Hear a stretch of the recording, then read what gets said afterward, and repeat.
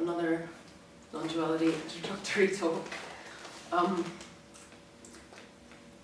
Non-duality is the seeing of no self.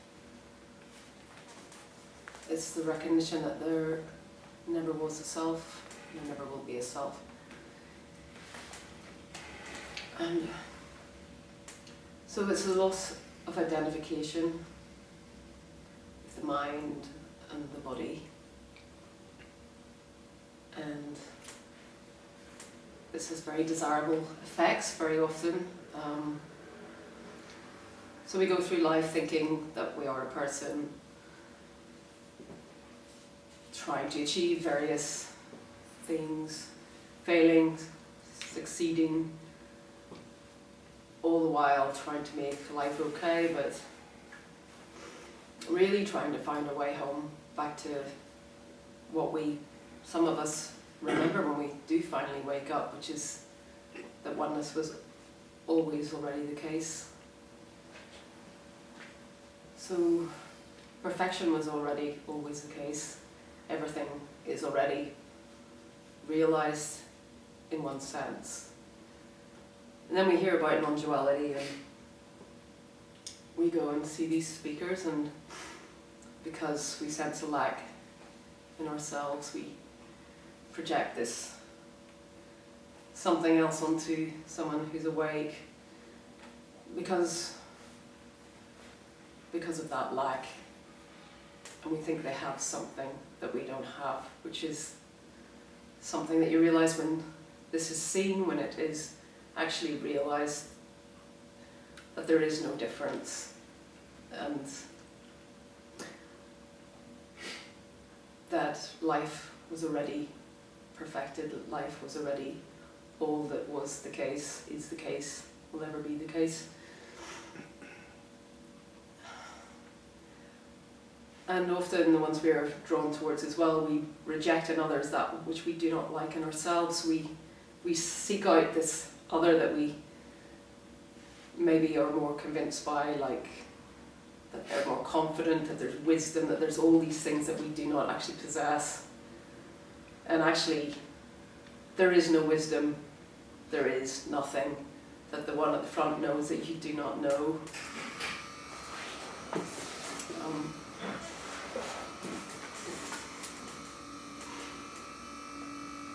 And a lot of this, stems, the fact that we see it in someone else as well. When we were very young and we saw our parents or our caretakers as being all powerful, all knowing, all loving, so do we project onto the one at the front that they are like that as well. But which makes me think of I don't know, like a writer that I used to like was Charles Bukowski. Very much liked his poetry and his writing. And then I saw a documentary on him and I realized what a horrible person he is. So you don't really see what the person is like, what exists after this. You do not know, So we often make assumptions that the one at the front cares about your awakening, but all that falls away. There's no one trying to help you wake up. There's just, it's just a recognition of oneness that's being spoken about and nothing else.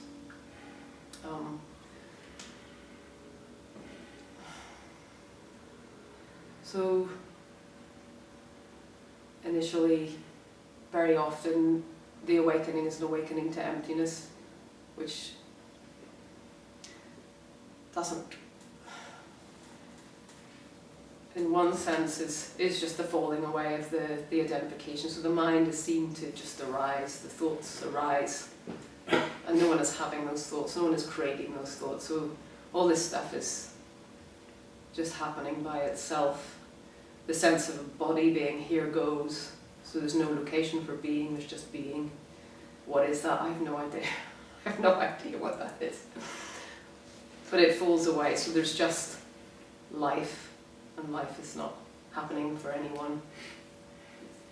And that can feel kind of flat, neither one thing nor another, but maybe a release from the constant sense of having to do,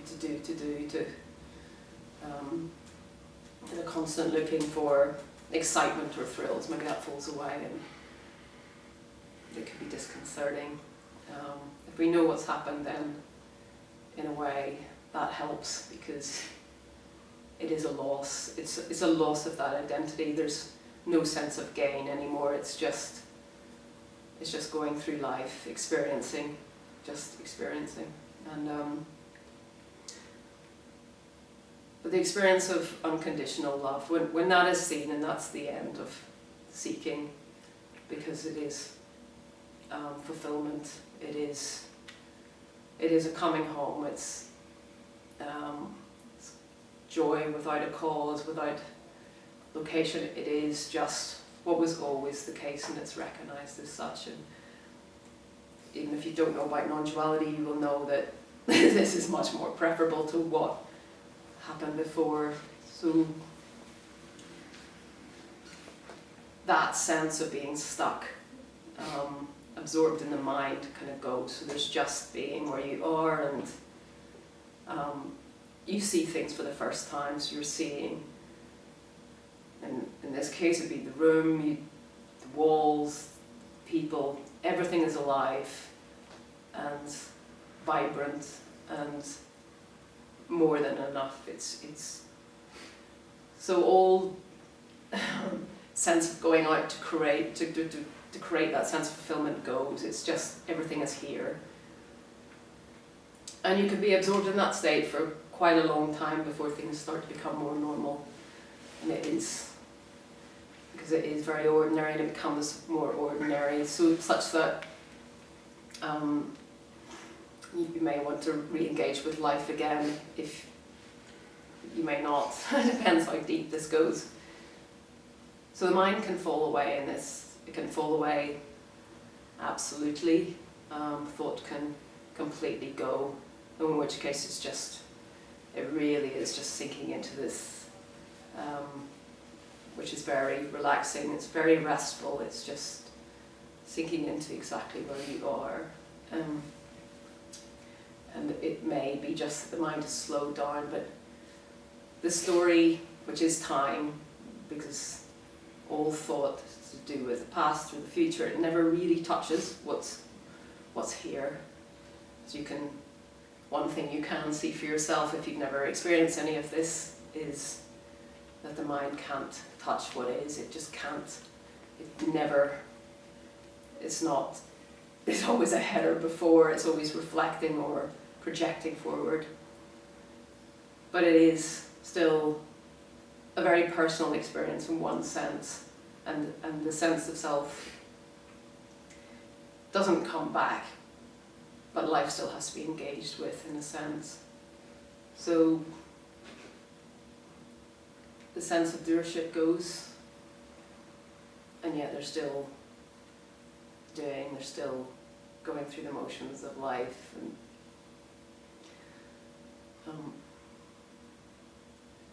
but for a lot of us, we remember, particularly in the seeing of this, maybe we remember that as a child this was already the case, that there was wholeness already there. So we remember the freedom and the spontaneity of that, and how unconstricted we were. So once this is seen, failure ceases to be failure, or success ceases to be success. It's just a life being lived, and it tends to take the sting out of life and the sting out of death, both. Which isn't to say that suffering can't arise. It can arise, but it arises for no one, and it doesn't tend to stick around to the same extent. It's kind of seen through.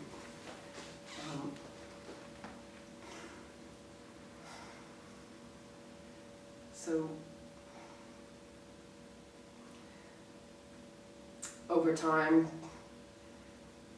the patterns can start to unwind, because some of the patterns just continue to arise as well. So there is, in a way, it can be useful to engage with the story too, because you may not know that the patterns are arising. You may be awake and not realise that your friends don't give a rat's about you, and your partner hates you. You may not recognise a lot of stuff. There may be repression, because that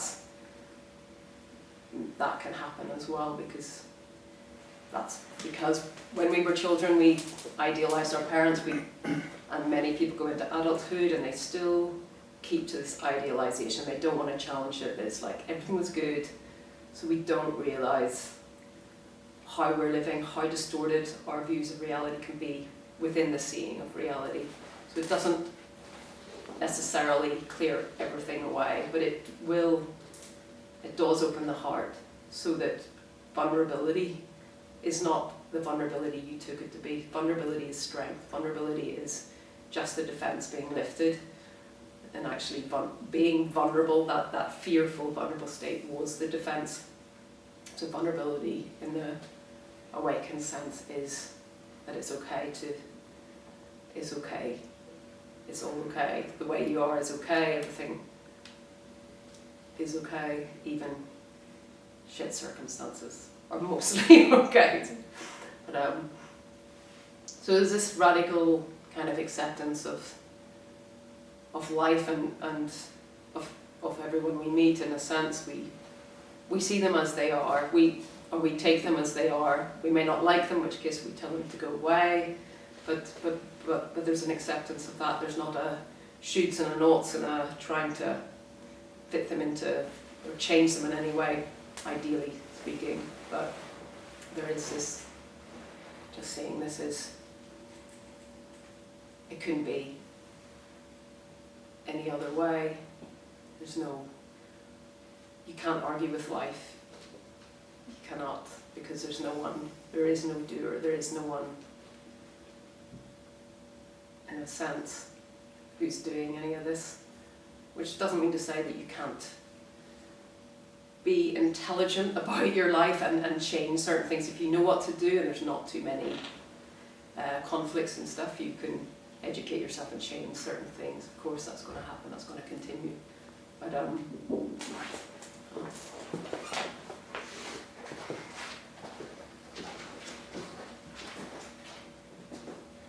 so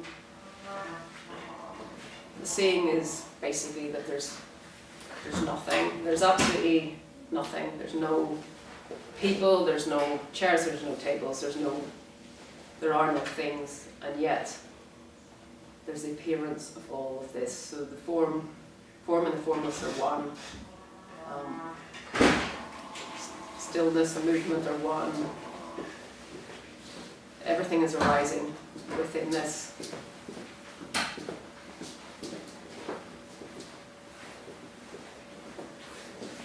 And within this, judgments arise, as preference arise.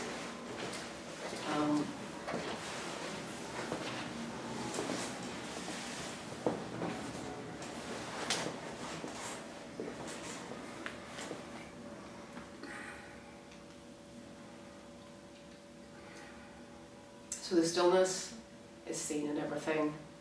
It is seen as the quality of the essence, in fact, of everything that is, as is the sacred dimension, which is revealed in everything as well, which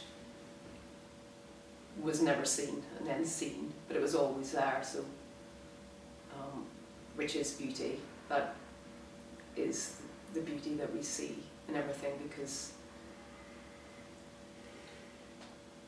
a tree is a perfect tree. Every face is a perfect face, in a sense. So there's beauty in everyone and everything that's never seen before. And the sense of otherness disappears, because the boundary of inside and outside collapses. So no one is owning any of this experience. The experience is just unfolding, which doesn't change the fact that life continues to matter, and life matters for the character in different ways. It changes.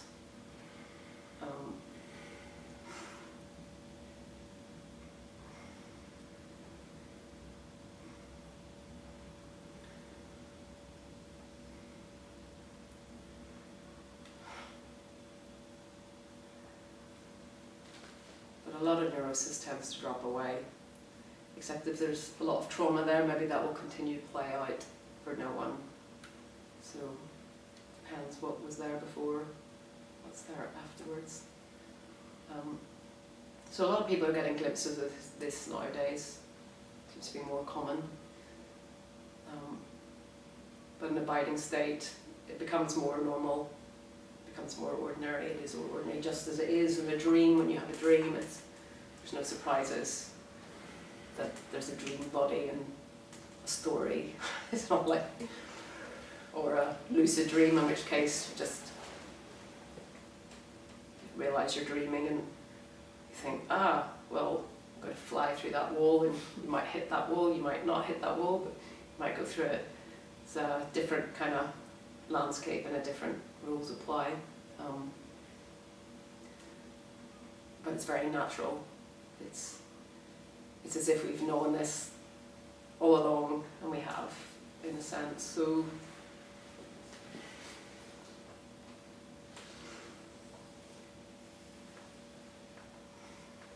but it's a mystery as to why this happens. Glimpses could be had sometimes in maybe through taking mushrooms, or I don't know. But yeah, it tends not to lead to a permanent awakening from the empirical research on it that I've come across. But perhaps because it's in an altered state, I don't know. But it gives you a sense so that what we take for granted, what seems so real, which is that there's someone in here looking out, gives you a sense, can give you a sense that that's not the case. It's just this apparent person appearing. And life goes on for no one. Sometimes it's good, sometimes it's bad, but it's always okay. Mostly.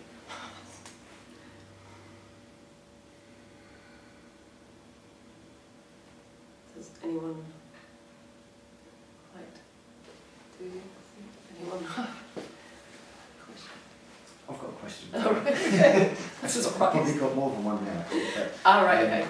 So, I understand you're like a therapist. Yeah. In your day-to-day, or whenever you do, you're a therapist. Yeah. So when you deal with, well, it's a couple of things. When you deal with someone that comes into your sort of place of work, and you have almost have like your therapist hat on with an element of training, experience, and whatever with someone. Mm-hmm.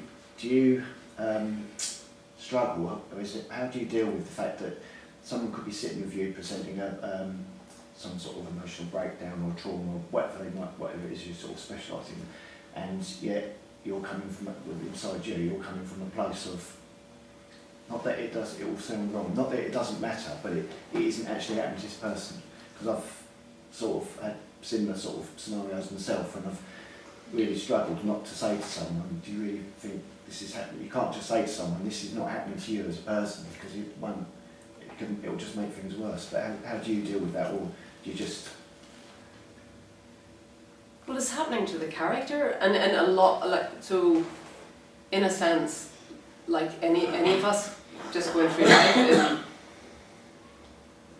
we need to be seen, we need to be heard in order to kind of get a sense of who we are, and we need an accurate sort of someone to mirror that, and most of us, not most of us, but quite a lot of us have had a distorted mirror. Maybe we've had at least 35% of us, talking about like attachment theory now, like people who've had an insecure attachment, have not had that. So irrespective of awakening or non-awakening, if you're actually reflecting back to your person their qualities and how they are coming across, there's a healing that starts to evolve, whether they're awake or not awake. And I know that from my own experience after awakening as well, so that can still happen, because we are relational beings. You know, the appearance, okay, it's still a character, right? It's going through about their business.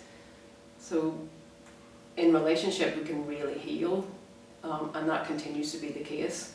And also there's something about educating ourselves on that as well, because there's a lot of stuff you can do particularly for yourself, and if you are awake, even just knowing, sometimes, because for me it's about bringing everything into the light, so the psyche into the light is increasing your awareness of all of that, and correcting the distortions, because we really don't, you can be very awake and just go on and not care about this. If you care about it, you'll do something about it. If you don't, you don't. And I'm not advocating that for anyone. I really am not. I don't care whether you go to a therapist or not. It's not my business, and it's not a conversion thing after awakening. But it's like, you can be talking to someone who's a speaker or a teacher who doesn't give a rat's about that, and meanwhile you're suffering and you don't know why, and you're in it and you don't have any perspective on it. So if you don't look at it, you can remain stuck in a kind of way of operating that's just repeat, because you're not in touch with your feelings, because this doesn't make you in touch with your feelings. If you're very dissociated and you're awake, there's a point at which it's really good to kind of, it's like some people call it embodiment, but it's not about coming into the body, because in a sense, because there is no in and there's no out, but it's there is a kind of like, if you get in touch with your anger, you know when your boundaries are being trespassed, when someone's being out of order, and you can tell them to fuck off, basically. Yeah. If you don't know and you don't know, actually we don't really know what's right and wrong for us until we're in touch with that. So we might put up with a lot of shit and then realise we don't have to. And again, anger is one of those ones that we really tend to dismiss, particularly in spiritual circles.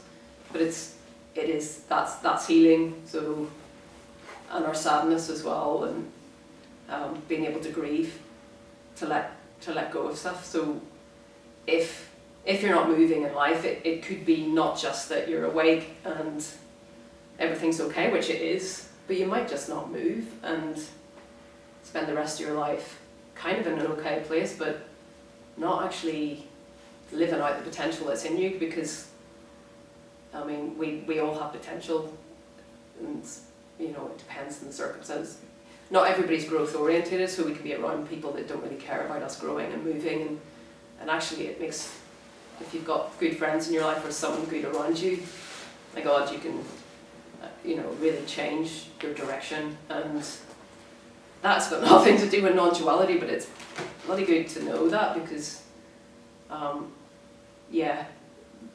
because after awakening, yes, of course, the person at the front is seen as no different than you, but there can be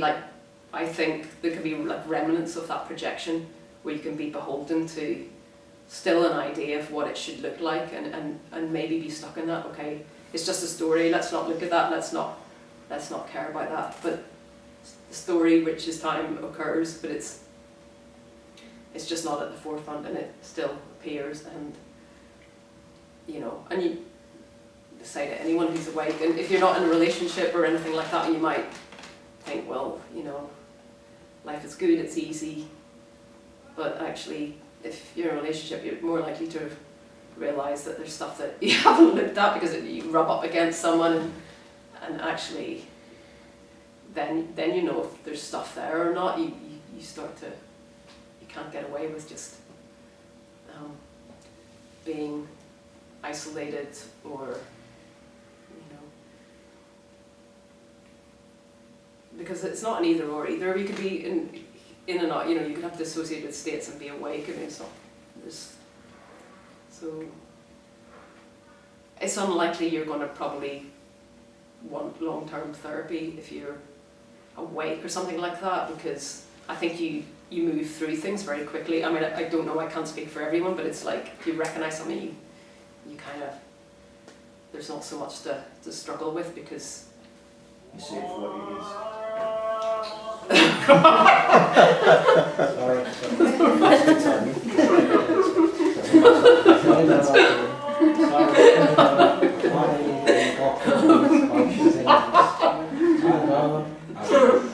It's not long, it's time. I did it with everybody, so there you go. God has spoken.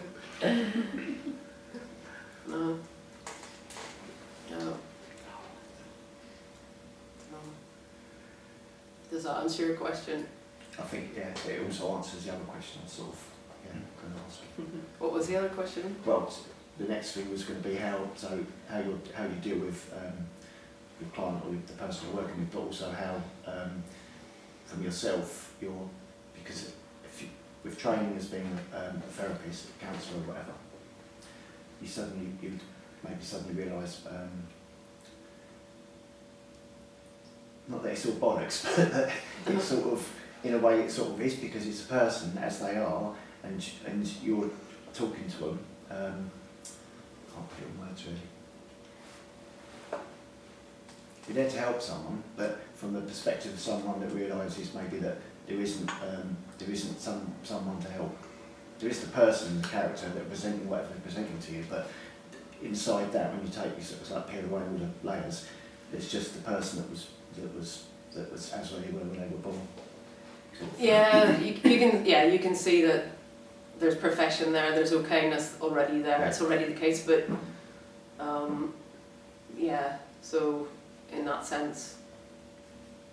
But also, I mean, training, whatever, is just about becoming a sort of finer instrument, because you're much more in tune with, like, if it's you, like how I respond to you, how do I feel when I'm with you, when I'm with you, you know, what do you bring up in me, like, so you, and about being more congruent, so, you know, actually bringing into the room the actual reaction to certain things you say, so it's just really accurate feedback in a sense, and that's really healing.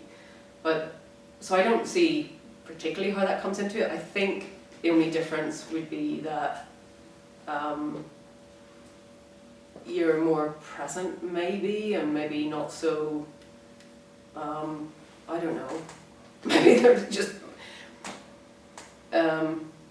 but yeah, it's just, yeah, you can let go and not maybe be too present, just like, just be so gone in that, like, you know, blissed out or whatever, because there's something about the connection in that that's very deep, but you have to be also cognizant of the fact that the other person is not necessarily feeling that. They might be feeling like shit, like, so, yeah, but I think it's just, that's probably not answering your question in a way, but... No, it is, and the other part of it was just throwing an extra bonus question in there, to do with compassion, because I've sort of got a feeling when I've heard and read certain things, I don't read anything anymore really, but heard and read certain things that in a way, compassion in a non-dual way, it's sort of, it's not here or there, whereas I find it is really strong for me to be thinking that somehow I couldn't feel compassion for someone or a situation, because it's such a deep feeling, and I'm sure you'd, if you, what do you think about compassion in regard to non-duality? Because if you see something happening or something's happening and it pulls at your heartstrings and you really want to help someone, but then in a way there's a side of it that sort of, it isn't happening to someone, so it's just happening as there's a plant there and there's a tree there and there's water in the tap sort of thing. Yeah, I get that. Sometimes there's a kind of let go, like as in you don't necessarily feel the need to be involved, like, you know, everything's kind of okay, and you know, because I think that's so overused in a way, compassion, without actually thinking about it. I don't know, am I compassionate really? Sometimes, like, you know, and somebody may not even have empathy there in the first place, but empathy's slightly different, but they may not actually have that. They may wake up and if they don't have it, they don't have it, you know. So yeah, that sort of helping, I don't know, helping, you know, the old person across the road sort of thing, which, you know, I think Lacan said something about that. I can't remember. It was giving a homeless person their cloak, and he said something, wrote something about, like, well, maybe he just wants you to have sex with him. You know, like, we make these assumptions that people need this certain thing from us as well. Like, what, like, who am I to know? I mean, okay, some cases it's bloody obvious that that somebody needs our help and or whatever, but I think that whole, I don't know, sense of, I don't know what's good for someone really, ultimately, or where their life needs to go. You know, it's a kind of humbling of that perspective as well. Like, I know you hear people saying, I heard one person saying about, you know, helping someone across the road and there's no mind there, so it's kind of pure. And it's like, well, who cares if the thought in my head is, oh, look at me, I'm helping someone across. You're helping someone across the road, who cares? Like, and if the thought's there, it's not who you are in a way, so it's kind of, to me it doesn't matter whether I do that with a thought in my head or without a thought in my head. It's still just arising, it's still just something happening. I don't know, all that, I don't know, morality stuff, it's kind of, it misses the point in a way, but, you know, yes, you become more empathic if you have that, because, I guess because you're more open and there's not that, the self-obsession falls away to some extent, but of course it's not a complete extent, of course it's, you know, still life is lived from this perspective, this person exactly here, but that's not where my identity is. I don't have an identity, or there is no identity, but it's still, you know, I don't know, greed, envy, all these, you know, all these things exist, but that's okay. That's natural, and getting in touch with that stuff is good, because it's just denial. It's so easy just not to look at that stuff and think, well, you know, I'm free from that. Bullshit. Yeah. So it just doesn't have to. The more you're aware of your inner processes, the less it's acted out anyway, because, you know, that's what integration is, isn't it? The shadow stuff. It's just, I'm not putting it out there. It's like it's in me. All that horrible stuff is in me. Most of it, some of it. It's just, you know,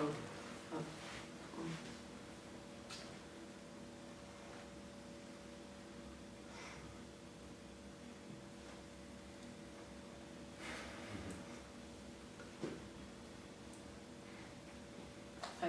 Yeah, I'd like to ask you, sometimes, you should introduce me a little bit to non-duality, but sometimes I have problems to accept that everything is okay and that life is perfect. For example, what's happening 1,000 miles from here, and when war happens and you feel that you have to do something, and this kind of inner fight, what should I do, what shouldn't I do, because I cannot solve the war from here, but it creates a big conflict from inside. I cannot accept that life is perfect, and they have this tendency to think that life otherwise is chaotic and the human nature is self-destructive. For example, I'm initially a very positive person, but when things like this happens, I tend to think that eventually we are going to self-destruct our, not the earth, because the earth is above human species, but I have this kind of inner feeling that human race is self-destructive, and what we're seeing is just a reflection of that idea. Yeah, well, I mean, it's, in a way, sometimes I think it's useful to look at the absolute and the relative in a sense, because perfection is the case, but, you know, in a sense, yes, it's horrific, and I can still be moved by stuff that's going on, and if there's a strong enough urge to do something about that or to contribute in some way, well, that's fine, and that'll probably happen, yeah, you know, or might not. So it's not about indifference, it's definitely not. You know, you might feel engaged in something, and yes, I agree, our human nature is, we can't seem to square the circle, we can't seem to do that. We put narcissistic psychopaths in power, what do we expect? And then we go, oh, you know, like, we can't seem to make it work, you know, because the people who lead, are very, very good at leading, tend to be the assholes. Like, and a lot of people just don't see that, because we haven't looked at the story, we haven't really got in touch with, I mean, like, if you're still idealizing your parents in a sense, you know, then all that rage and stuff that's not being directed at them will be directed at different groups as well. So it's like we act out our rage rather than putting it where it should be. So, you know, we don't judge what we need to, you know, we won't actually see life as it is for the little person in life. And so yeah, it is definitely not indifference, and it depends on your personality. You may be more compassionate and more driven in that way, and you know, and that's part of the acceptance too. That's how you are, and you know, so that's maybe your calling. It could be, and it's, to me, it's worthwhile if that's your calling. You know, that whole Joseph Campbell thing of following your bliss. In a way, it's not particularly blissful, but it's like that's I don't know, because we all have different kind of, like, I don't know, in the transpersonal world, I see it as qualities we come in with that get kind of overlaid by our parents saying, oh, you've got to be a barrister, or you've got to be a business person, or whatever, you know, like, and actually when you get rid of all that conditioning, you can start to see maybe what's actually been there, which is something different, or, you know, but awakening tends to lessen that kind of status, desire for status for the sake of status, or money for the sake of money. So it could, because life is lived moment by moment, it's more about, it has to be about the journey in a sense. So you're less likely to invest in something just for the outcome, just for that. It's got to be more in line with who you are as an authentic person, which to me is more important than an awake person, because I'd rather hang out with someone who's authentic than someone who's awake, in a sense, because they're not necessarily the same thing, you know, but they can come together.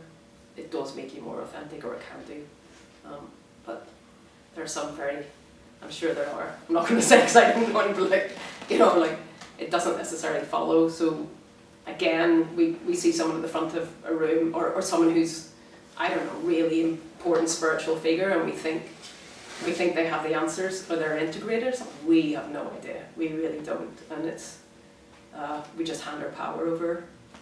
So you wake up, you've got it, you know, and if you don't, you can still get that power back. Just start to really start to think about what you think, what you feel, what you really feel.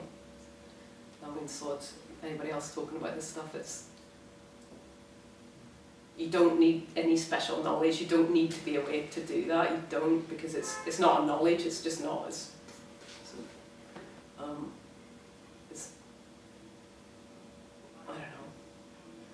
know. It's a state of being. It's not. But I always tend to express the shadow so much. Maybe no.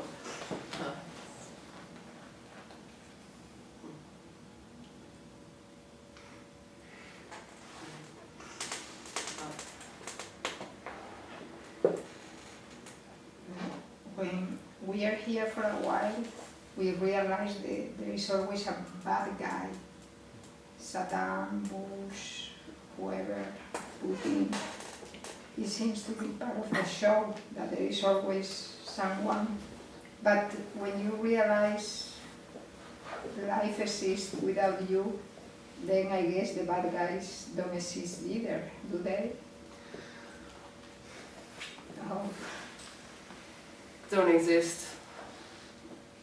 Well, they don't, yeah. I mean, there's no person, that's what you're saying. I mean, but yeah, I mean, evil in the sense of it exists, or in a relative sense it does. I mean, that's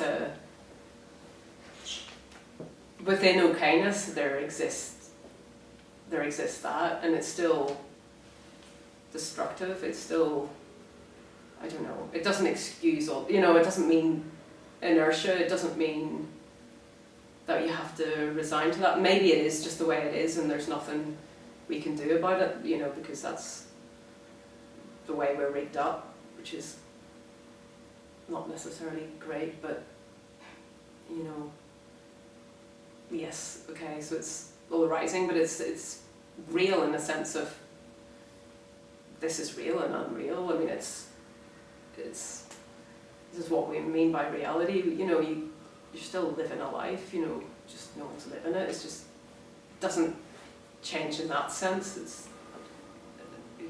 you know,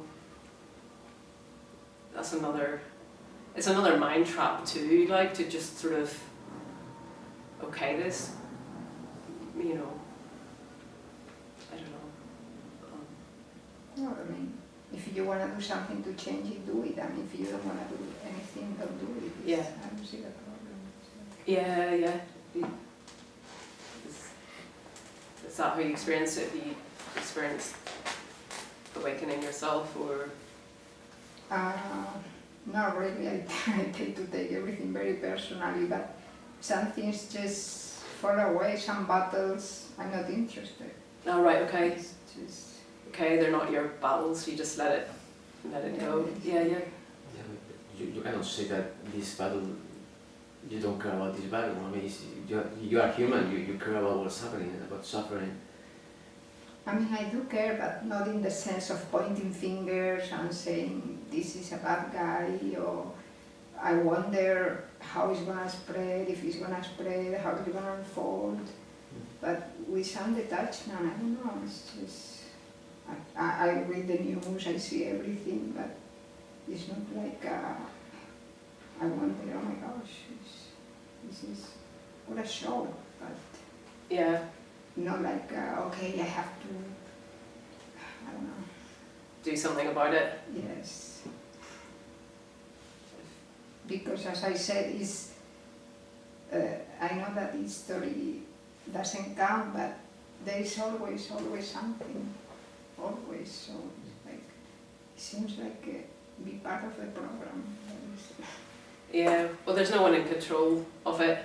It is just unfolding as well. But if you're a political person, you might care quite deeply about it, or, you know, and maybe it'll fall away, maybe it won't. That, you know.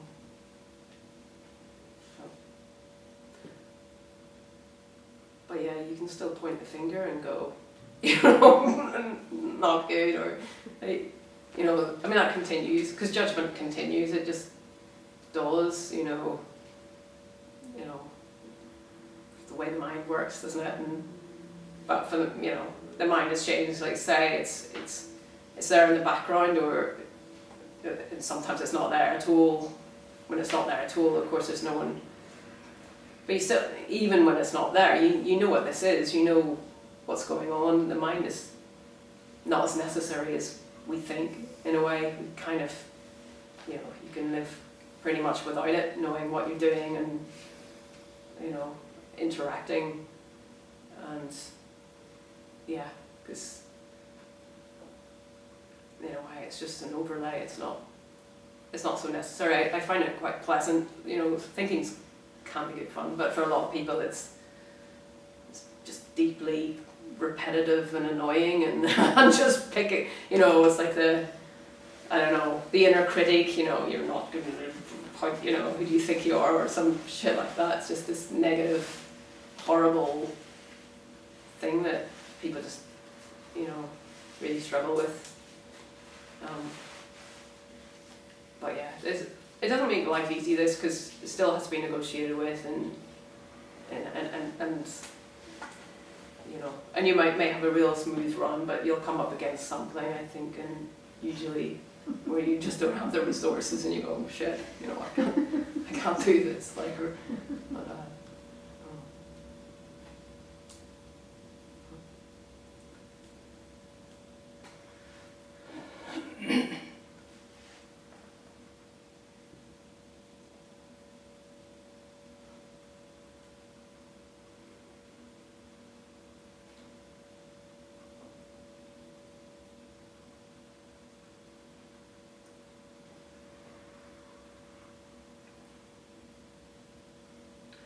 even if you try to do something like in the water or whatever, it's not considered as a good or bad.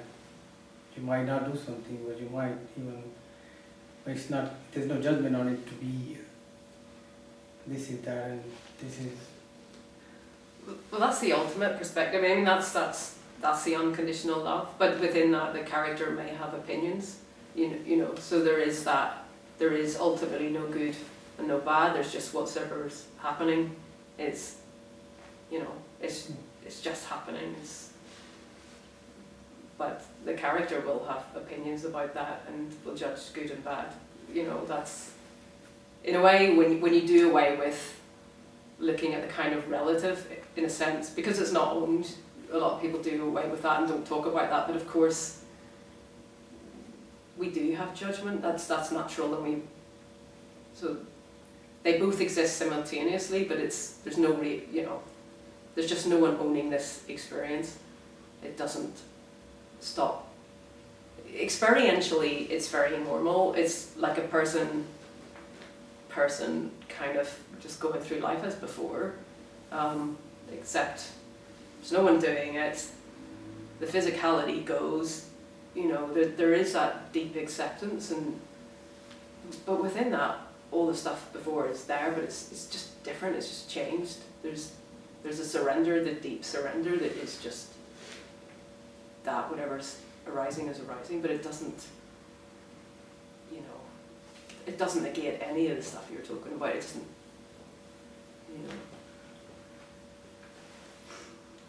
The characteristic can still play, even you say unconditional love, and even the judgment can carry on. Well, love, yeah, because love is an adult. When you love somebody, it's conditional. I know, yeah, okay. Yeah. So in our adult relationships, when we're in love, it's conditional. It's a really bad thing to love somebody unconditionally, because that will get you in all sorts of trouble. But like a lot of people who get into the spiritual try to do that, and it's like, yeah, well, become the predators. Like there's a lot of people who go, come over here then, like, but yeah, it's because you need good boundaries as well, and good psychological boundaries. There is no ultimate boundary. There's just boundlessness, but within that, you need to be able to, say no or yes, or be strong. So you need to learn to be strong. Some people need to learn to be strong who aren't,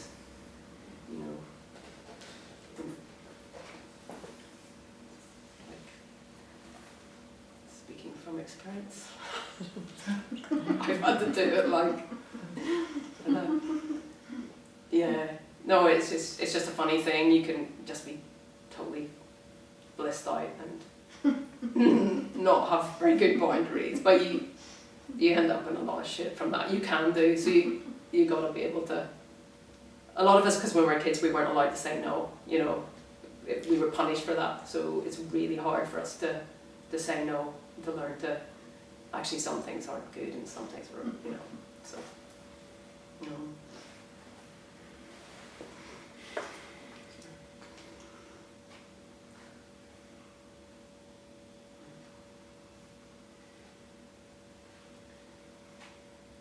But life seems to flow more easily until it doesn't. Of course, you might hit a brick wall.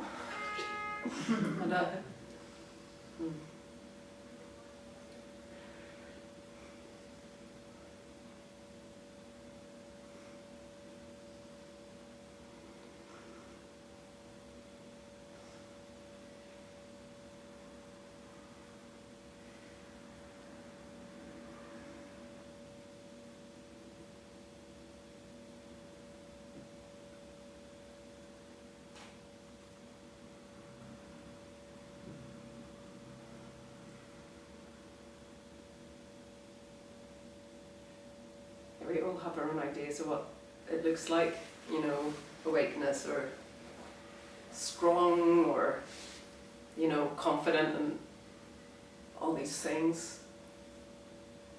And yeah, I mean, in the cult scenario, it's always that, you get kicked around and it's for my benefit, you know, it's always for your benefit or your growth. Like, it's such, we can really buy into so much, you know,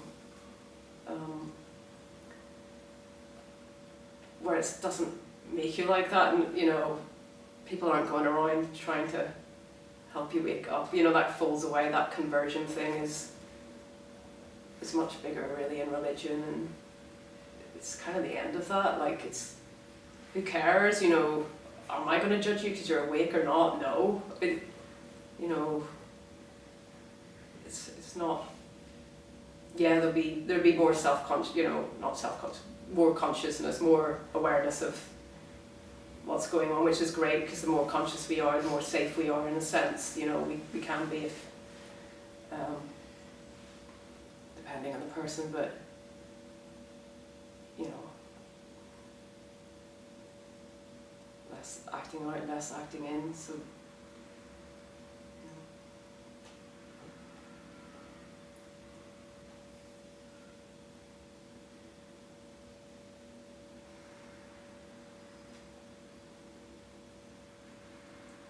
But there's more sinking into stuff, so when things are bad, they're allowed to be bad, you know, as well. So that's a kind of acceptance. It's, life is really shit, you know, that can be accepted.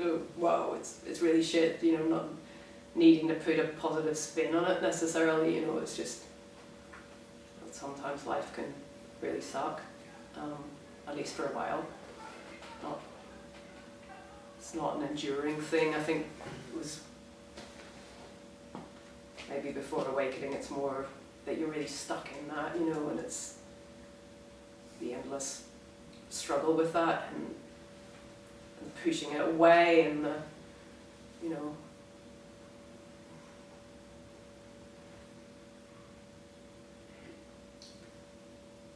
and in some ways it is, because we die. I mean, it's pretty shit. We don't know what happens then, and you know.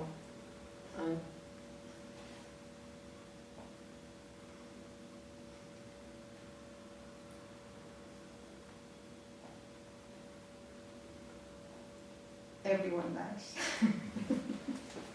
Eventually, apparently. Yeah, if death is real, that is, you know, but we don't know if that's just an appearance or whether it just continues. So the word that you're not supposed to say. Well, Say, we don't know already. We don't even know now. Like, we don't know what. we don't even know now. I mean, we don't know already. Like, what's happening. I can imagine, like, after death and that, but it seems that we still can't make sense of anything, and can't. Well, yeah. Yeah, we don't know what this is, I suppose. Yeah. And if it's, yeah, if it ends with the appearance of the physical, or there is just the personality that survives, or which, you know, near-death experience kind of sort of hints at or suggests. So,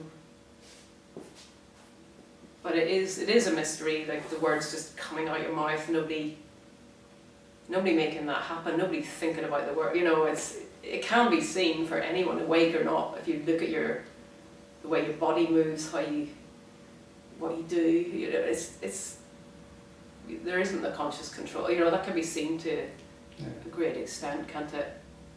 You know, and we are just a flow of emotion and, you know, tics, nervous tics and inhibitions, and or just this, you know, different kinds of personality. And very often we change according, there's an alchemy, isn't there, with who you're with and who you're around to a certain extent.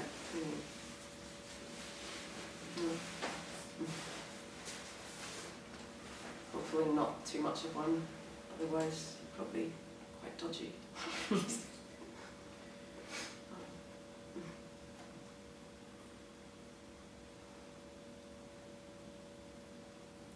yeah, a lot, I suppose a lot of people who are awake, that falls away, the interest in those kind of metaphysical questions, which I find quite interesting. I never used to be interested, I do find it interesting. But, there are no answers, but I do find it increasingly interesting. I suppose because the other energetic experiences that happen is, you know, are as real as this, and so it does make you think, what is this? How, you know, there are other dimensions. Who knows? Maybe there is a purpose to this. Who knows? But maybe we chose it. Who knows? I had after last time it's kind of about the death thing. After last time we were here, the next day we were in IKEA of all places, and there was overwhelming flow of energy. Right. I had to touch things and make certain positions to feel nice. It was overwhelming but beautiful, but like you say, when everything passes, nothing mattered at all. But I was walking around IKEA like I looked manic, I think. Everything was incredible, but also nothing mattered, and I think everything made sense in that moment.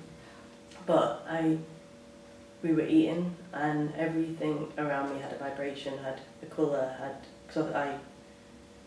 to me everything has a colour anyway, because I don't have to think in things. So like Monday, Tuesday, Wednesday, they all have a colour to me, everything has a colour, and people do, but everyone had a vibration of colour, everything had a vibration of colour, but the food I was eating, which was meat, didn't have a vibration at all, which made me think of death. Like, I didn't put two together till now, but it made a death more real, I suppose, to me, because it's the first time I've looked around and everything had this energy, and this piece of death, essentially, that I was eating, had no energy at all. Yeah, I just thought of it then when you were talking about. But also that, like, so everything having a colour, because that's almost like near-death experience anyway, isn't it? Like, because, well, there's a name for that, isn't it? Synesthesia or something. Yeah, because that doesn't ordinarily happen, does it? And if you were moving different ways, was that like Kriya's, like spontaneous? I remember thinking, I felt like doing like a, I don't know, we were eating and I was like, I just need to do this. That's yeah, and I went to the toilet just so I could like sit like this for a minute because it felt really nice. Yes. But I was walking around like touching walls and bedding, and like if someone walked past, I'd literally be like, waiting for them to smile back at me. Right. Okay. It was beautiful, and it was pretty much the whole day, wasn't it? And the next day it was like an afterglow. It was like I had some MDMA or something, which obviously I'm completely teetotal, so I hadn't had anything. But the next day it started to filter out a bit, but it was really interesting. It was overwhelming, but I think I finally got the sense of everything and nothing all at once. Because normally for me everything's everything. Everything's exciting all the time. Oh, that's interesting, because I know because you've always been awake.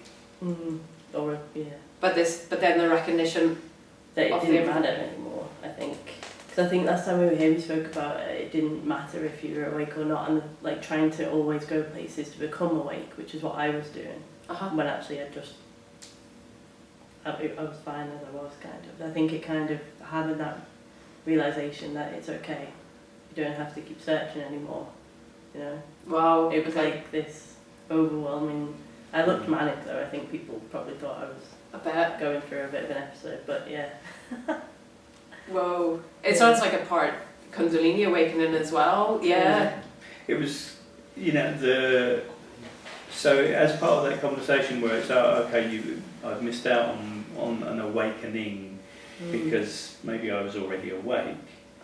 And I know that in the past she'd spoken about hearing other people talking about this experience of awakening and feeling like she missed out maybe on a peak experience of that as a physical experience. Yeah. And yeah, I mean literally for 36 hours after we left last time, and I did not comment particularly along the way because I didn't want to label it or call, but yeah, she experienced that, like you said, like it was like a kundalini awakening. And it was after letting go, it was after leaving here and being like, it doesn't matter anymore. I don't need to keep searching for this physical awakening, this feeling that everyone describes. It's okay.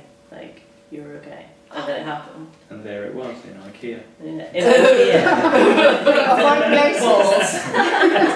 Just walking around the plants as well, just like, I think we must have been in the plant area for about 2 hours. Like, just, everything was like moving and happy, and apart from the meatballs, which were very much dead. Alright, okay. Yeah. But there was an orgasmic spaciness Yeah. everything. Yeah. I felt like I was like, yeah, it was beautiful. Yeah, oh, that's interesting.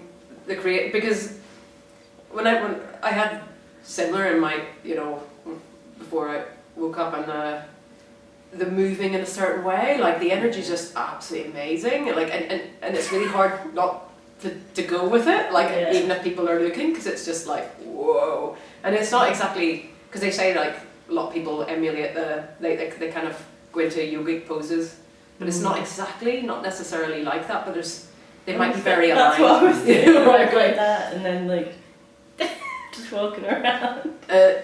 Yeah, there's something about them. They can be very straight, very no, it's like full on, isn't it? And but then it's weird because you were given the everything or nothing, so that's because you said the last time, wasn't it? Yeah, going to a meeting can create a bit of doubt, like because you're listening to someone at the front coming out with their take. That's gone then. Yeah, well, I just didn't understand the nothingness of it, because to me everything is so stimulating all the time, because I don't have a thought pattern, that I really love that, and I didn't want to lose it, because I lost it for so long when using drugs and alcohol. So like, it's now that I've got that back, that excitement, when everyone in the room was talking about losing that and then not caring, I thought, no, that's not something I want, but I want to experience it. But then when I did experience it, it's still everything. Like, I get it now. Everything is still everything. It just doesn't. It's nothing too. Yeah. There's no other way of describing it. It's How were you like? Not is there any? There's all the energetic stuff is just finished in that. So it was 36 hours, and it was just like totally back to normal. So it's kind of like a kundalini episode almost, with awakening in the middle of it, like a total seeing in the middle of it. I think so. It ended when you got your period. Yeah. All right. Okay. Hormones. Hormones kicked in, and that was that. Wow. Okay. Yeah. So she said, I don't know if that whole thing was just a precursor to my body getting its period, or whether it was maybe something to do with the meeting we were at. I think it was everything. Yeah, I mean, two things coincided, but I don't want to lay too many words on any of it. While she was experiencing, like I said, I'm not going to tell her what I think's going on, because that flattens it out. It becomes about words and it becomes mindy. So I'm just like, Right. Yeah.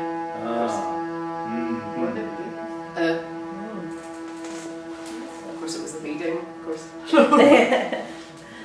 But because it happens when we come here as well. We tend to have a similar discussion beforehand, and the same conversation repeated itself today, where she says to me, "Why do you want to go?"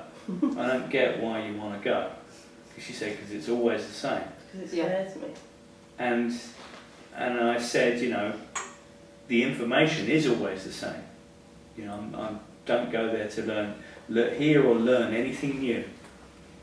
yeah. I admit that, but I go for the activation that happens as a consequence of us, But the reason I asked talking that on is the because it topic. scares me. Yeah, So I yeah, tried to put you and off. it's her fear saying, I don't want to go again. Yeah, because Why? to numb myself down, to keep myself low, and not so that I don't have to feel like, even though I enjoyed it, it's just a trait, I guess, a very human trait of numbing everything down. Oh right, okay. It's too much to be sustained. Okay. Powerful. Yeah. I get that. There's part of you that's drawn to it, and there's part of you that fears it, right? or even not fear, it's ungrounding, isn't it? Because you can't sleep. I mean, it can really affect people's sleep, and you just fucking hell, anything. I can understand that when people medicate with alcohol. I think Stan Groff's wife Christina, when she had problems with alcohol when she was having kundalini awakening, just to dampen it down, like try to control this, because it's like that release of energy from thought, not in your case thought, but like just, I don't know. Feelings. Yeah, all that. It's just, what can you do with that? It's great being blissed out, and even in being blissed out, there's a part of you just wanting to feel normal, to be able to function, because at some stage you'll start to go a bit nutty, like if you don't get your sleep, you're just going to go cuckoo. Yeah. And there's a part of you that's holding on that doesn't want to give it up, right? You know, Yeah. same as not wanting to go to your therapy session. Yeah. You know, part of you does and part of you doesn't. Yeah, that's true. And I think a lot of people say, you know, you've got to not cling to these states, but it's like as if you can kind of give that up, you know, like because they are, yeah, it is. Ambivalence can, it's just energetic, isn't it? It can exist with that. And I get the coming for the activation. I do get that. It's interesting. It's different for you, but because of these scenarios, because there's nothing demanded of you, you might feel a bit of pressure if it's too quiet for a long time to ask a question, if you're like a people pleaser maybe, or whatever, or just a bit of empathy or something. I don't know, but yeah, there's a permission to be to sink into just being here, like, isn't there? And that tends to activate kundalini in my own case, you know. Yeah, I can shut my eyes. I can sit here the whole time with my eyes closed. I'm sure I could lay down on the floor if I wanted, and no one's going to really give a shit, right? No. And I'm not going to give a shit about people giving a shit, because such is the nature of this space. Yeah. You know, I feel my pulse slows down, my breath probably deepens the moment. You know, and yeah, maybe I'll say something, maybe I won't. Yeah. I think there is permission in this space, because it isn't a moral space, or it isn't you've got to come here and be sane, you've got to come here and sort all that, you know. But that's it's like a relief, isn't it? I always get that from these kind of groups, like, you know, people bring their madness, don't they? I remember Henry Miller, American writer, I don't know if you know him, and Anais Nin, they had a Come As Your Madness party. You know, I just sort of think it's not like, you know, you're kind of allowed, you don't have to dress it here, but you can kind of come, you know, with your madness and not have to hide it, or you know, or maybe you will feel like you have to hide it. I mean, some people are vulnerable, but you can wear it in your sleeve if you want. I don't know, but anyway. But yeah, that's nice. 36 hours of walking around, looking at the plants. Like, making IKEA, because it's so stressful. IKEA is just like, great. Right, okay. I've come out of my IKEA crying. I remember, like, that's the last time I was in it. Good. Read a book, Kundalini in IKEA. Yes. The key is the key word for Yeah. With meatballs. K is the more funny letter. So Kundalini and IKEA, doubly funny. I buy the book. Trying to think I was there yesterday, so there you go. Go tomorrow, brother. You'll see it different. Hey, okay.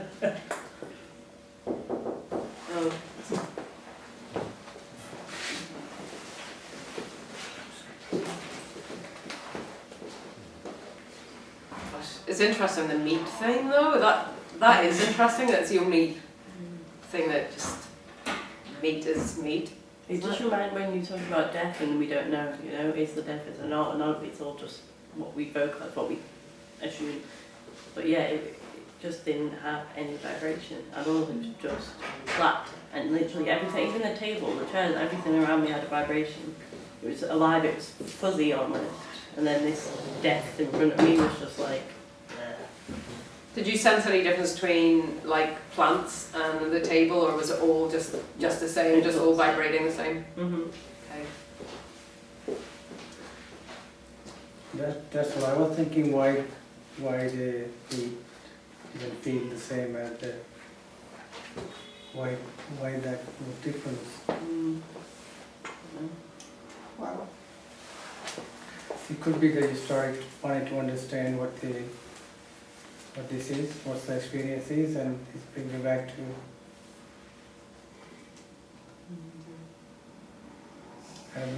I don't really know what you mean by that. So I was thinking maybe the person starts to think what just happened, and suddenly at that time maybe she was looking at the place, and What this did you have? started to die. The experience started to vanish, or not an experience, but. Because I suppose the table was a dead tree, isn't it? So that should have been still. So yeah, definitely. Yeah. It was flagging something up though, wasn't it? Nevertheless, you know, I don't know what though. I mean, but yeah, death.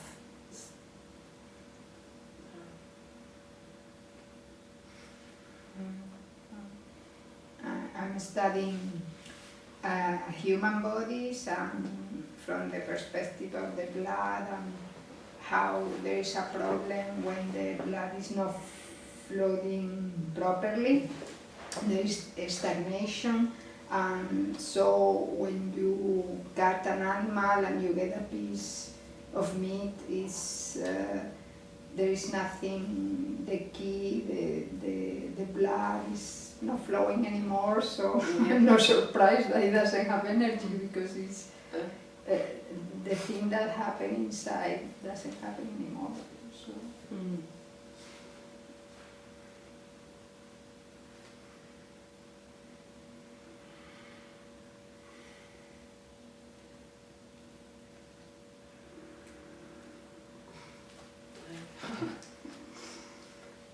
Yeah, it's interesting. Some people get kind of none of that phenomenon at all, and some people do. You know. I wasn't going to say anything, but I was like, for 2 weeks I was like a kite that you have let go, right? I was telling him I couldn't concentrate. It was like I was so high out there. It was like, oh my gosh, I need to. Oh, what was it? An awakening experience? I couldn't focus. It was all like just. It wasn't in IKEA.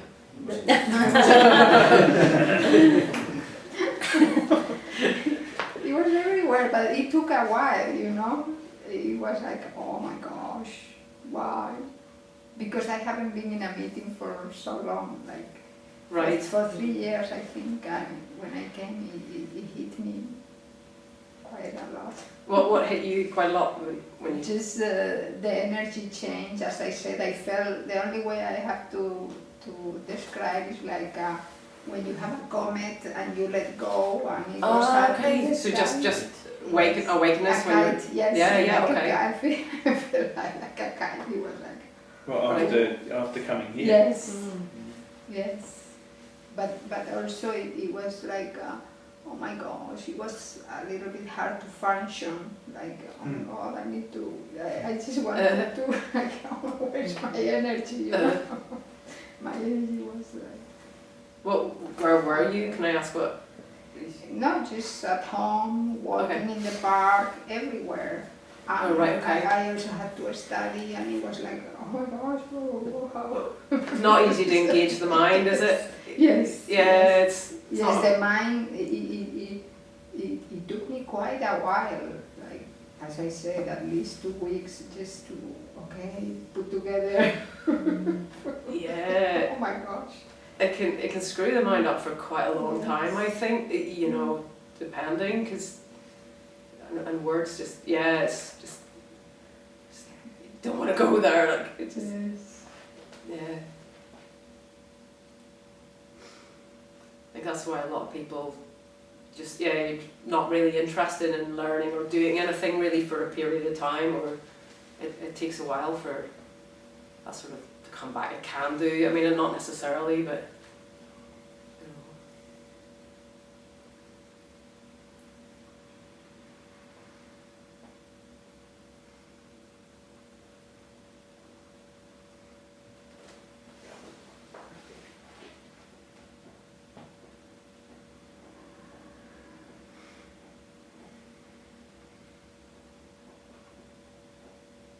Kind of challenges you to. Wouldn't it be nice if you could live authentically in the midst of that experience? You know, so as you go about life in your straight, it would really help if you could be honest. You know, if you could actually just say to people, actually, well, okay, so what's going on for me is a little bit of this and a little bit of that right now. But the fact is, we have to put on the mask that says, no, I've got my shit together, you know, my feet are on the ground, and yes, I'm the same person I was yesterday, don't worry, you can rely upon me. Yeah. But really, wouldn't it be great if we could go, fucking hell, you know, wow. This week, oh, wow, I went to this meeting, oh, yeah. It can really scare people, can't they, when they see that. Yeah, I can remember that, like, when people see the let go and they see your eyes are so wide and you're just, you're just, whoa, because yeah, it's an enchanted universe then, isn't it? It's, because anything can happen when you really see that, and it kind of does, like, and sometimes it's like reality's just interacting with you as well. It's like, isn't it? It's like playing with you somehow, and yeah, and kind of guiding you. It's bizarre. It's just like entering a child's book or children's kind of fantasy book or something. But I think also in that scenario, if you were to authentically bring that to whoever it is that they would kind of begin to get like a contact high as well. It would spread. You know, I think, like you said, you can see the eyes are wide, and it's contagious actually. You know, and.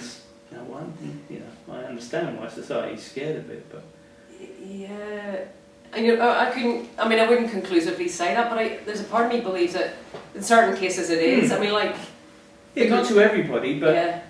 If it's I don't know, like if it's someone you're very familiar with and they trust you and they're really open to you, you know, for example, just imagine that somebody you know comes to you and they've dropped 5 tabs of acid. You know, and they're in that really like, wow, spangled state, eyes are wide. You spend half an hour with that person in a room and you're going to start to get waves of something yourself. Yeah. And I feel like this would maybe not to, you know, I used an extreme example, but I feel like this would also be a little bit contagious in quite the same way. It's said to be contagious, like, but again, like, loads of people would be around you and not touched by that, but I've certainly experienced it as being contagious. And I know, like, Bonnie Greenwell talks about kundalini and non-duality, and she talks about being moved when she's with someone who's got active kundalini. She knows, or senses, I don't know how she senses that, but it doesn't surprise me. But it's just impossible to universalise any of this stuff, because so many people just go about their business going, fuck, you know, and I don't know. And it could be challenging when in a couple one is awakened and the other is not. When It sorry? can be frustrating in a couple with when one of them is awakened and the other one is still waiting, or and trying to recognize, because I've been through many stages in my life, and I think I talked last time when I was a kid, and I had this kind of sensation of living in the moment, and through in several periods of my life I experienced that. Right. But when she experienced that, I wasn't really ready, and I wasn't really even thinking about, okay, I need to work on myself, just to try to be at your level. Yeah. She's been always ahead of me. I mean, we've been, but in this case, I mean, she got into non-duality much for a long time, and I recognize and I realize and I know that she's somehow right, but I didn't reach that level, and when she went through that experience, I thought that I don't know if I will be able to reach her, because she's yeah. So it could be a little tricky. I don't know how you felt when she got like that, and you recognize yourself in that state. It was really exciting, but I knew not. I was just careful not to burst the bubble by putting my own opinion on it, you know, or by labelling it in any way, because then the magic dissipates, and it becomes me feeding her ideas or explanations. Right? What she's experiencing is the great mystery, so she certainly doesn't need my fucking explanation. Well, and it probably helps that you're awake as well, so you kind of know, don't you? I kind of knew what was going on, I thought, yeah. And I was glad you labelled it that, because to this day I haven't put a label on it, but I think it was kundalini rising. Yeah, it's hard when it happens to somebody, because I know I had a friend who had an awakening in front of me, and I didn't really know what was going on. And I was just like, oh, come on, let's go to Watkins, get a book. And I remember he was really pissed off afterwards. It's like, I didn't need to do anything, you know, like, but yeah, I didn't. It's just, I suppose when I was walking, my friend was, you know, and yeah, it's like, but it's funny, you can see the moment, because I remember the shift in the eyes. It's just from that sort of, here we are, you know, I think he had a pint in his hand, and just that sort of dulled down, normal, grim grey reality, and then enchantment, utter enchantment. It's just, you know, and suddenly people were saying hello to him, and yeah, like people, like something in it, like maybe just around the event, people really respond, don't they? Like, it's like, you know, and I got a lot of hellos as well, like people, I don't know, it's unconscious, obviously it's unconscious, it's just deep kind of response, but it's like they know. Yeah, I remember that was what freaked me out, was the way the world suddenly started reacting differently to me, you know, fuck, what's going on here? Yeah. You know, I felt like I'd walk into a room and every head would turn and look in my direction, and I could and I knew it wasn't in any bad way at all, you know. Yeah, I get that. People would be walking into lampposts, kind of walking past me, and just like, okay, I get it, but this is fucking freaking me out. Yeah, I mean, it dies down a bit, but I guess because your defaults change a bit, don't they? And yeah. You're used to the world responding, you know, a certain way, and suddenly it seems like, oh, something has changed significantly. Yeah. And it seems to be me. Yeah. Yeah, no, it's powerful. Yeah, I've had that someone coming over and nodding, and yeah, it's like, you know, I don't know. And none of that's surprising, is it either? In a way, it's kind of like, I don't know, very normal. Yeah, it makes absolute sense. In the moment, it does. It's completely out of the realm of my previous experience, and yet it makes absolute sense. I understand what's happening here.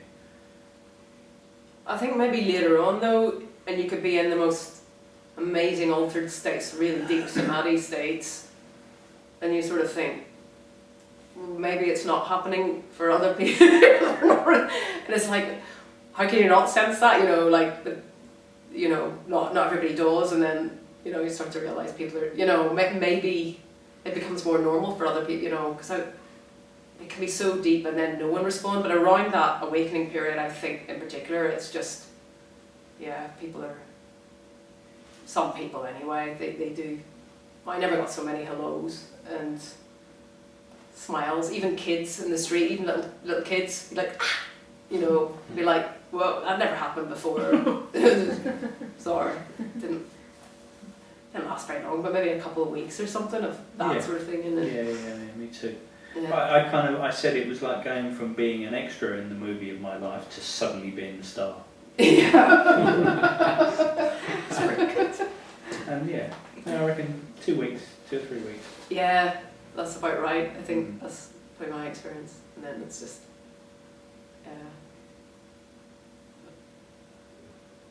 I think as far as like other people experiencing like your partner going through it or whatever, I think for me it was that letting go. It was, as you said, like realising the teacher, and no matter where you go, you've got what the teacher has what you have, and it's all together. And once it's letting go of that, like your partner has something you don't have because you have it, it's just not yet. That was my experience anyway. As soon as I let go and said, you know what, fuck this, I'm not trying. I've joined so many cults, nothing's happening. And then, literally the moment I came to this, I said, oh, I get it now. It makes sense. I'm letting it go.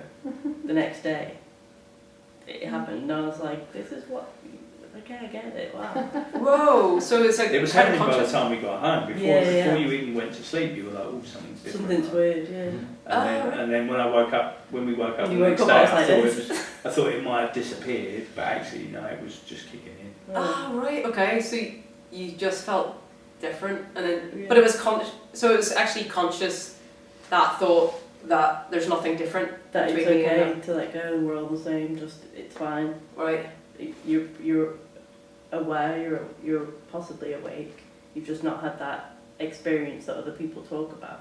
And it's probably not going to happen, so just stop searching. You're good. Like, I kind of just centered myself and said, you're good, you've got yourself. God, that's almost like a self-inquiry in a way. Like, isn't it? Like, you know, coming to that conclusion and a kind of, almost like a conscious surrender, but then suddenly something coming in. Yeah. Like, it's like, you're not good, here you go, bang. Yeah. And it's funny as well that sort of loss of the other is the one who knows. Mm-hmm.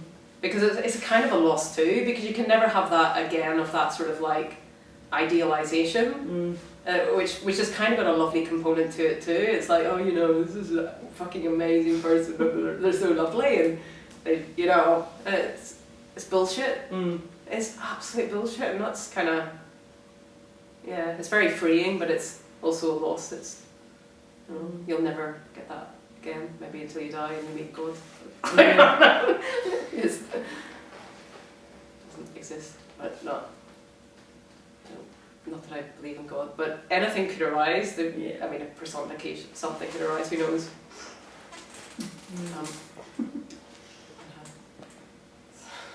Yeah, but I just wonder if that's a similar thing, like to not, because when I look at other people who are in it, and I think, oh, that's what I want, like just to think, oh no, that's what I've got, you know, and once that happened, it happened. And I was like, all along, that was it? Really? That's amazing. Yeah. I don't know if it's the same for everyone, but it worked for me. Well, maybe because there's a moment where it really sinks in, maybe. It sounds like, I don't know. Because it's odd because it was always the case for you. That's the interesting thing. So you would have been just going around with kind of doubts every so often, doubt. And now I guess if you get a doubt, you probably don't really care, but it doesn't matter, yeah. I think integration can be like that as well, because the doubts have more power in a way. Like you can really go to a meeting or hear something and think, well, I don't know what the fuck that is, and it can take a while to, alright, oh, it's that, alright, I know what they're talking about, or I don't know, and then that kind of all falls away.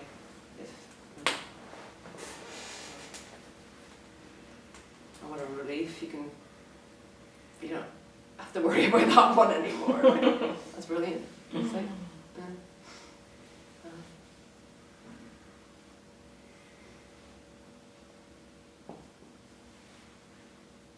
How long are you at, by the way? 25 tonight. Oh, right.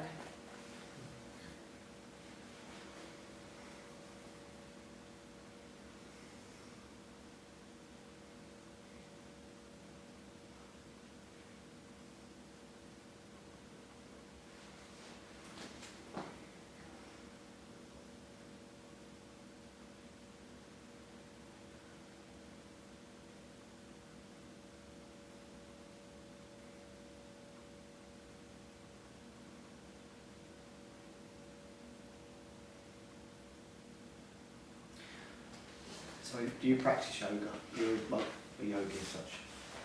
No, Or have you in the past? I have done, not for any sustained period of time. Why do you ask it? I just wondered if, I mean, I know there's people have apparently, people apparently awakened literally like that, and other people have been like gradual sort of things. But the way I've always thought about things is, if you like, I follow more of a Buddhist path, like I was saying earlier.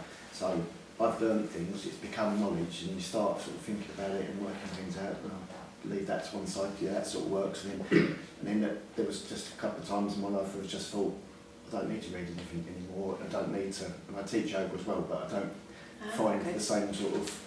It's a different sort of. That's more of a. Yoga's more of a feeling, and Buddhism has always been to me a bit more of a philosophy side of it, which I really love. That side of it, that sort of side of it, more than any of the other sides of it, really. But I'm just wondering if you're going along the path and you're learning this, you're picking up that, practicing this, you're doing that, whether people are more likely to put themselves in a position to awake as such, or whether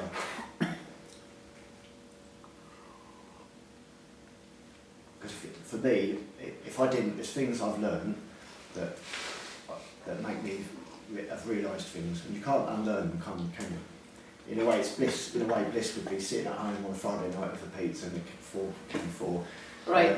2.4 kids, cars outside, mortgages to be paid. That whole sort of, I'm generalising obviously, but that's probably not even the norm anymore, obviously. But as I've grown up, that would have been the normal thing, and I know people that's their life. They love that life, and in a way, it's almost like there's a blissful side to it for them, because they haven't got nothing to worry about. They don't have the things to think about. They don't think about subjects, objects. They don't think about enlightenment. And while we're here, I'm going off track a bit, but I think what I'm trying to say is, if you've followed some sort of path so far, are you more likely, do you think, to become awakened, or do you think it's in a way it puts up barriers? I don't think either necessarily. I mean, no, but like, it's interesting the ways someone can do yoga for the first time and experience it in total terms of energy, and kundalini is racing through their system, and they think that's normal yoga, and it's like, oh Yeah. wow, oh gosh, I should be doing this all my life, but But that's not for everyone, is it? no, and the same with meditation. Like people have also meditated for the first time and had these massive expansive experiences, and I feel really embarrassed, because it's like, well, I didn't know meditation was that good. But most people, it's just battle, isn't it? yeah, it's just.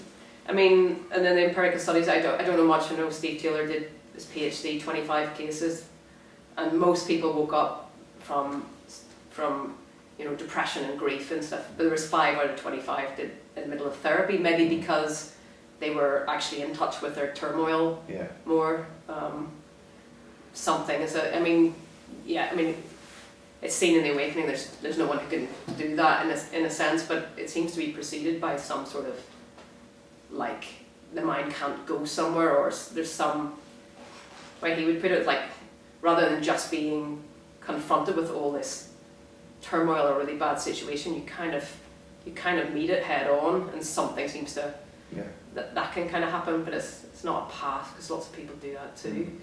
It's just really hard when you try to universalize any of this stuff. And I remember Gopi Krishna, he was one who wrote a lot of books on, kundalini as the evolutionary energy in man and stuff. And the time he was writing, like, he went around to meet all these teachers who were teaching kundalini, and none of them knew any experiences he was having, and nobody was waking up in the classes and stuff, and he was just really baffled by how kind of arbitrary it was. So yeah, a lot of people do kundalini yoga and nothing happens, but I don't know. I mean, some people really, really raises that energy, like it really does do something supernatural, if you like, sort of. But most people not. I can understand why people universalize it, but the more, I don't see how nothing can hinder this. Ultimately nothing can hinder this. Not even an idea, it's not possible. In a way, energetically, you'd probably say, well, maybe if someone is really immersed in the world and not looking, maybe you wouldn't expect them to wake up in the same way as someone who's kind of living in a kind of more, I don't want to turn into people who live in a certain way, like, I don't know, like outside of the norm or something, I don't know. But it seems as something to do with like people waking up more now. Like it doesn't seem to take much to trigger that in a sense. So I don't know. But yeah, if you meditate long enough, you're going to get stuff happening. Like it seems, the sensory withdrawal. Like it seems like visions and stuff can be compensatory as well. If you're in isolation and stuff, you can start to get all these phenomenon. But as for the actual awakening, or maybe you'll get a glimpse more in certain scenarios, I don't know about that, but for an abiding awakening, I mean, I don't know what the difference, but again, there's no one who can make it happen in a kind of ultimate sense, because you realise it's just, there's no one, there ain't anyone in control.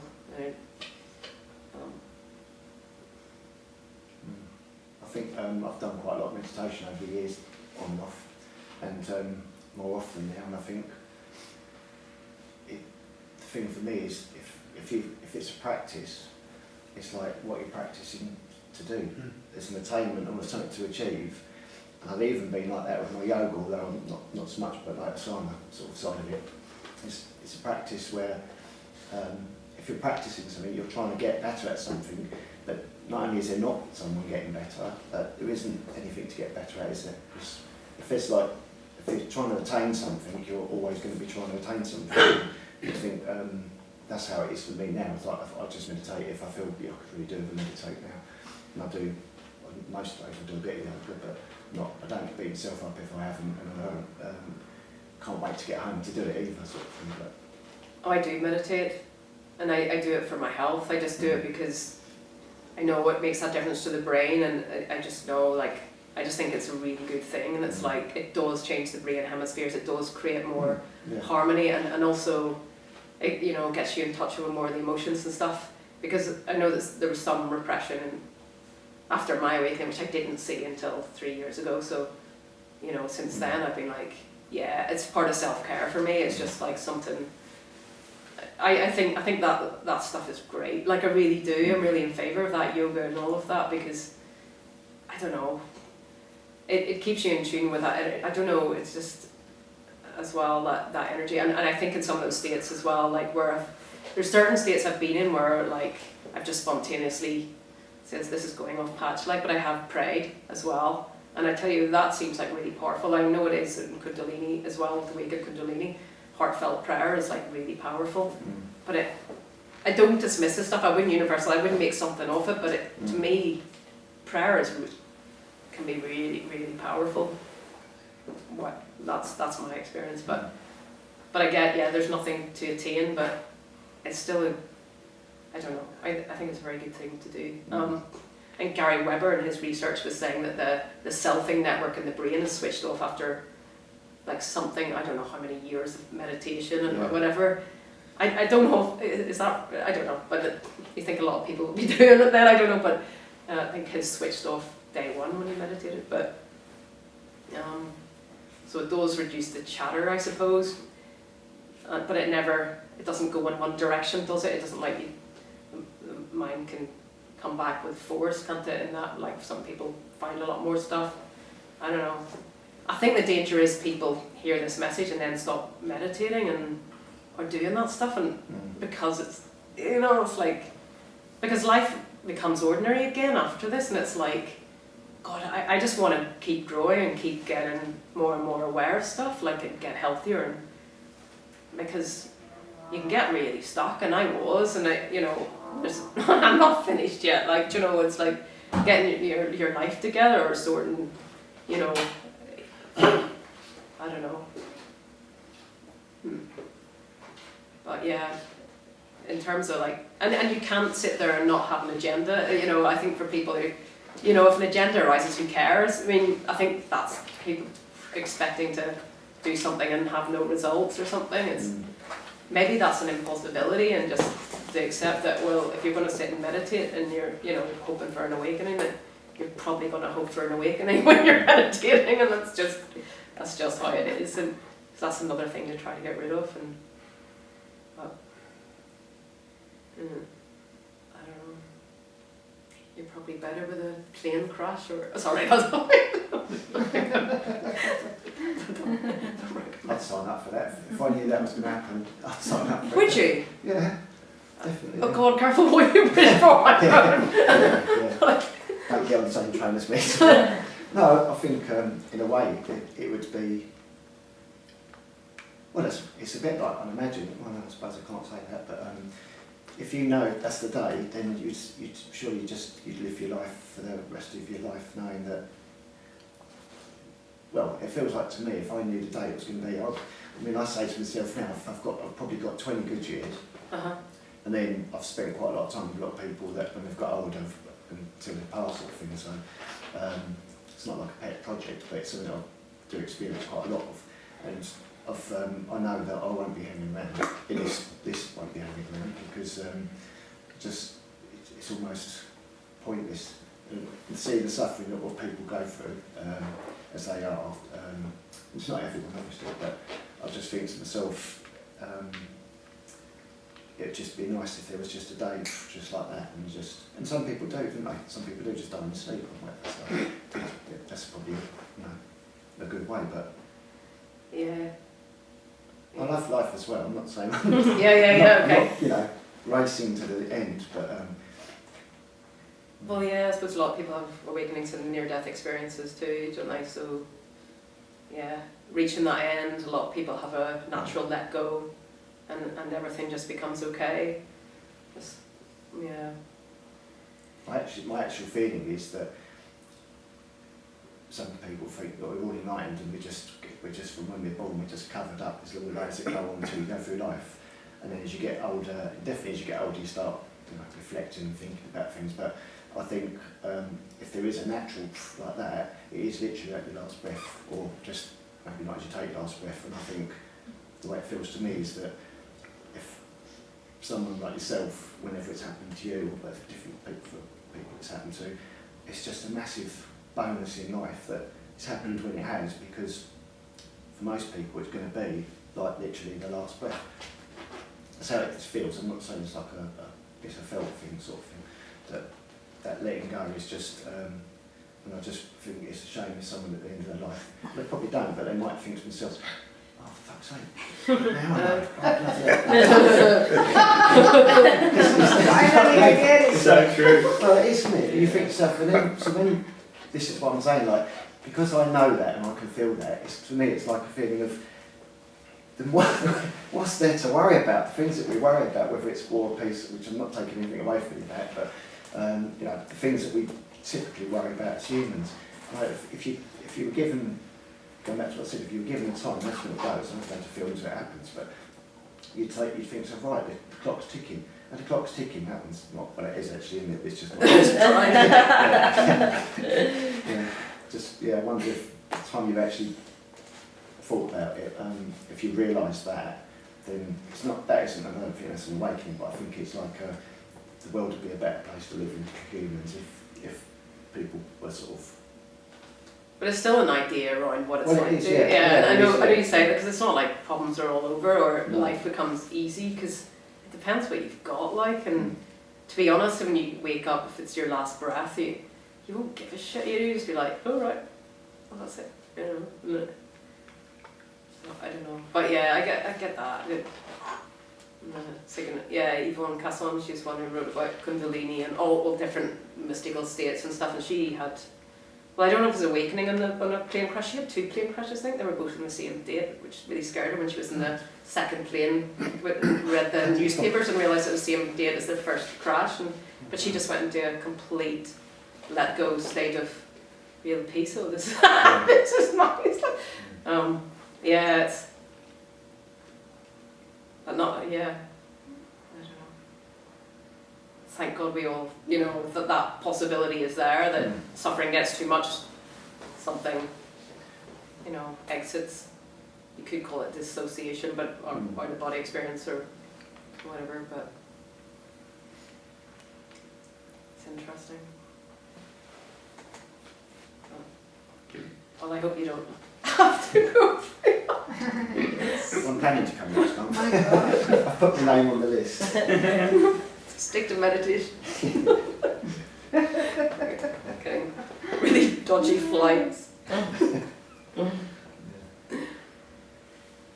I'm scared of plane flight. I'm scared of flights, but I'm not as bad as it was. So it's usually when it's just on the, you know, when the engines start to roar, I'm like, oh God. But I notice after it, my kundalini energy will like, there'll be a lot of phenomenon after that. Like, so I kind of look forward to it in a way as well. It's like, I'm cool. I'm in for an interesting night. But,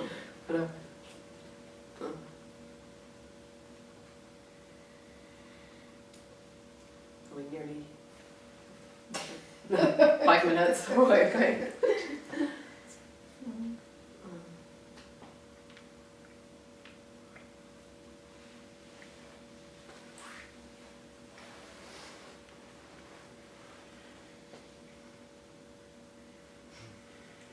Basically, it's amazing meditating when the plane is landing. The sensation, the power, when you feel the power of the engines and then touching land, you feel like doubly grounded in a double way. You meditate with the whole process. Yeah. When you land, it's like, wow. I've landed myself. I mean, I have several times that sensation. It's a kind of let go for you then? I don't know, because maybe it's also the acceleration of when you're in a risky place, always flying. But I remember especially one time in Mallorca, that sensation of when you really, I don't know, touch land is like it's a very powerful sensation. I don't know, I used to meditate a lot as a practice. Now I let it flow and go without strict practice. But Right. yeah, for some time it was kind of, when I took too many planes, and there was a kind of ritual. Ah, right, okay. Yeah. Yeah, and I was an amazing and powerful sensation. It's powerful anyway, isn't it? Because you just, I mean, flying itself, I mean, you know, there's nothing you can do. You're totally powerless in that, aren't you? And it's, I don't know, you know, you don't belong anywhere in that as well. It's kind of, it's an odd state, isn't it? You can go in altered states and plane quite easily. Can be. But yeah, landing, I'm just kind of. It's similar to a long drive when you reach home just before home. You're there you go. It's the conclusion bit, I think. Yeah.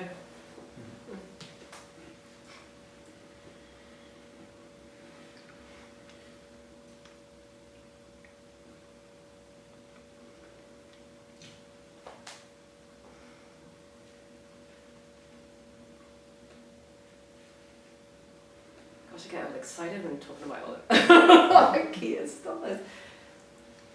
It's exciting, isn't it? I don't know, it brings it back to me. It's like, oh fuck, you know, that really high energy, energetics, you know, it's really exciting. But it's not exciting. It is and it isn't. It's a different kind of excitement, isn't it? Because you're just in it.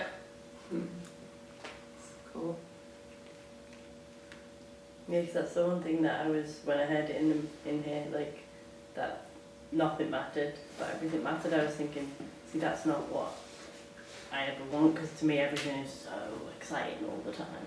And then when I got it, I was like, okay, now I get it. Like, it's unexplainable, really, because it is everything and nothing.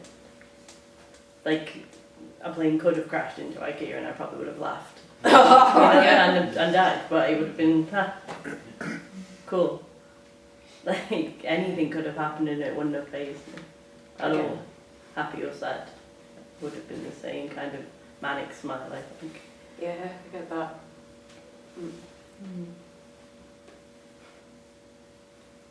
Well, I suppose it's probably time for a glass of wine if anybody wants it, or orange juice, or us. We should hear of that because I was in the wrong one. Edmonton. We're going to the same like you. I come from Birmingham, so it wouldn't be done